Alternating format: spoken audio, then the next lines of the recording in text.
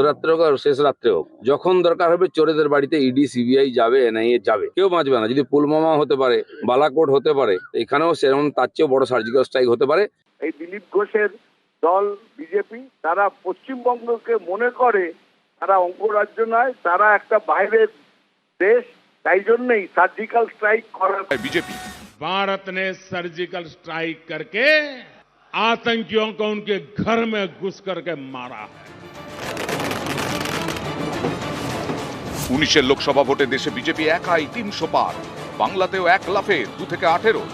এবার সামনে লোকসভা ভোট, ভোটের মুখে আবার শোনা গেল সার্জিক্যাল স্ট্রাইকের হুঙ্কার।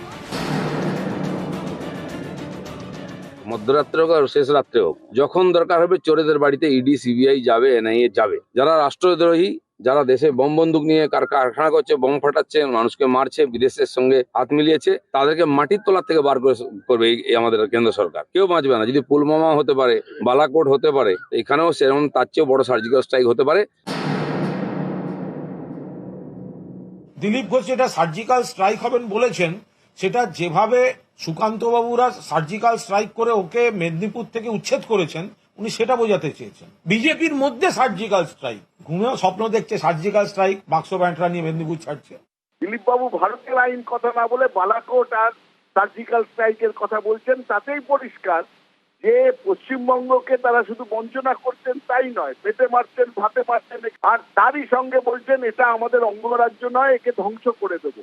আর সেই জায়গায় দাঁড়িয়ে দিলীপ বাবু ভোট চাইবেন, তো তাই জন্য তারাও বুঝিয়ে দেবে দিলীপ বাবুদের কিভাবে শতান মাঠের বাইরে পাঠাতে হয়, সেটাও দেখিয়ে দেবেন পশ্চিমবঙ্গের মানুষ। আমাদের কাছেও লিস্ট আছে, এখানে কার গায়ে কত চর্বি হয়েছে আমরা জানি, চর্বি কি করে ঝরিয়ে দিতে হয় সেটাও জানি। চর্বি করেছে, কাল পরশু কিছু লোক আমাদের চমকাচ্ছিল। আমি বলছি ভাই, যে নেতাদের চামচাগিরি করতে এসছে সে নেতা ভেতরে চলে যাবে, তোমার কোনো মা বাপ থাকবে না, অনাথ হয়ে যাবে, রাস্তায় ঘুরে বেড়াতে হবে, পাবলিক থাপ্পড় মারবে। সেই দিন না আসুক, এখন থেকে সাবধান হয়ে যাবে। আর দিলীপ ঘোষ তারিখ বলে না করে যাচ্ছে। দিলীপ ঘোষের বিজেপি শুভেন্দুকে চোর বলেছিল। দিলীপ দা আয়নায় মুখ দেখুন, কাদের কথা বলছেন আপনি? আর শুভেন্দু নাদুস নুদুস চেহারা, দিলীপ ঘোষ ওকে বলেছে মেদ ফেদ ঝরিয়ে ছাড়বে। আসলে তাকে যেভাবে শুভেন্দু সুকান্তরা অপমান করছে, দেখলে মনে হয় একটু তৃণমূলের দিকে, কিন্তু ওগুলো সমস্তটা হচ্ছে শুভেন্দু আর সুকান্তর দিকে।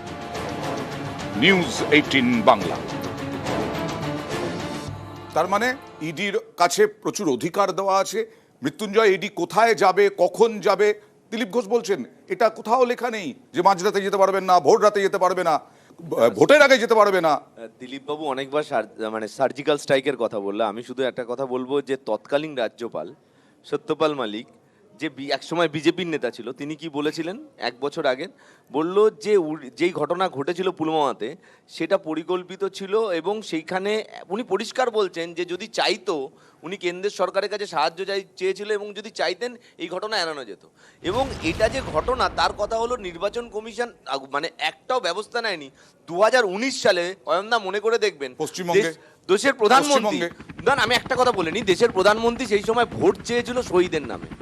আর তোমরা যে মানে সিনেমাটা ক্লিপিংস দেখালে উড়ি দা সার্জিক্যাল স্ট্রাইক, সেই সিনেমাটা বাংলায় দুর্নীতির বিরুদ্ধে সার্জিক্যাল স্ট্রাইক, কার বিরুদ্ধে সার্জিক্যাল স্ট্রাইক করলে আগে শুভেন্দুর বাড়িতে সার্জিক্যাল স্ট্রাইক হোক।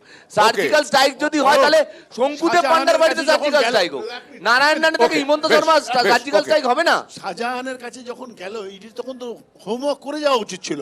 ধরুন শাহজাহানের 3টে মার্ডার কেস আছে এবং ওই রকম ওখানে সন্ত্রাস তৈরি করেছে, ইডি হঠাৎ করে চলে গেল, হোমওয়ার্ক করে জানি কিরকম একটা সন্ত্রাসীর কাছে যাচ্ছে। সুতরাং সেইভাবেই যাওয়া উচিত ছিল। তারপরে এটা যে নাটক ছিল এটা প্রমাণিত। 19 দিন বাদে মারকে আসা চলে আসার পর 19 দিন বাদে অ্যারেস্টটা কে করলো? শাহজাহানের অ্যারেস্টটা কে করলো দাদা? প্রমাণ নিয়ে অ্যারেস্ট তো আমরা তৃণমূল দাবি করছে অ্যারেস্ট করেছে রাজ্য সরকার, অ্যারেস্ট করেছে রাজ্য সরকার। ওকে, বিমল দা, বারবার বলছি শুনতে হবে তো। কেন্দ্রীয় বাহিনী না, কেন্দ্রীয় এজেন্সি না, কেন্দ্রীয় এজেন্সির বিরুদ্ধে তো একটা বিষয় ছিল যে কনভিকশন রেটি নেই সেরকম ভাবে, সেটা তো বটেই, কিন্তু তখন যার যা হিসেব আরো তৃণমূল বলতে পারছে নাকি হিসেবগুলো খাতা কলমে কম্পিউটারে করে যাক, কোনো অসুবিধা নেই। তোমরাও মিটিং গুলো করে যাও বা এইসব আলোচনাগুলো করো, কোনো চিন্তা নেই। শুধু একটাই বলে দিচ্ছি, 2রা জুনের পরে আস্তে আস্তে চৌঠা জুনের পরে একটু অন্যরকম হবে। যারা চুরি করেছে, যারা এই ক্রিমিনাল, যারা দেশদ্রোহী, সব কটাকে জেলে ঢোকানো হবে। অত কথা কিছু, অত কথা বলতে পারবো, জেলে ঢোকানো হবে বলে দিয়েছি। একসঙ্গে নয়, একসঙ্গে নয়, প্লিজ। বিমলবাবু মনে হয় সায়নদীপ মিত্র, শুভেন্দুকে বলুন। যদি তাই হয় চৌঠা জুনের পরে, বলছেন অসুবিধে কোথায়? বলছে তো অন্য দল, অসুবিধে কোথায়, কেন? প্রথম কথা হলো কুণাল ঘোষকে একটু দিলীপ ঘোষপন্থী তৃণমূল বলে মনে হলো। দ্বিতীয় কথা হলো যে আমার যে জনগণ 4 তারিখ দিলীপ ঘোষের পার্টির বিরুদ্ধে সার্জিক্যাল স্ট্রাইক করবে। একটু সত্যপাল সংক্ষেপে, মালিক, আমি সত্যপাল বিশ্বজিতের মালিক কাছে যাবো, হ্যাঁ। তিনি আসল সত্যি কথাটা জনগণের সামনে বলে দিয়েছেন। হ্যাঁ। এই দিলীপ ঘোষদের কালচার হলো বুলডোজার পলিটিক্সে বিশ্বাস করা, Okay. দেশের মানুষের বিরুদ্ধে বুলডোজার চালাবে, সার্জিক্যাল স্ট্রাইক করবে। এই তৃণমূল আর বিজেপি এই পার্থক্য কিচ্ছু নেই। বেশ, শুধুমাত্র- বিশ্বজিৎ দাস, আমি একটা প্রশ্ন করি, সেটা হচ্ছে এটা কি ব্যতিক্রমী ভোট? ভোটের আগে এই রকম কেন্দ্রীয় এজেন্সি নিয়ে তর্ক বিতর্ক? একেবারে ব্যতিক্রমী ভোট। আমি ঠিক এই জায়গাটায় আসতে চাইছিলাম। প্রথম হচ্ছে সার্জিক্যাল স্ট্রাইক হয়েছিল কেন? এটা খুবই নিন্দনীয় যে সার্জিক্যাল স্ট্রাইককে যদি রাজনীতির ক্ষেত্রে ব্যবহার করা হয়, দেশের মানুষের স্বার্থে, নিরাপত্তার স্বার্থে সার্জিক্যাল স্ট্রাইক হয়েছিল। Okay. আমার, আপনার, আমাদের যারা আছি সবার নিরাপত্তার জন্য। তাকে একজন রাজনীতিবিদ, সে যে পার্টিরই হোক, রাজনৈতিকভাবে ব্যাখ্যা করবে যে আমাদের নিরাপত্তার জন্য যেটা করা হলো, যে অন্য দেশ থেকে আমাদের বাঁচাবে। আচ্ছা, এটাকে তুমি বলছো এটা রাজনীতিগতভাবে ব্যবহার করা উচিত নয়।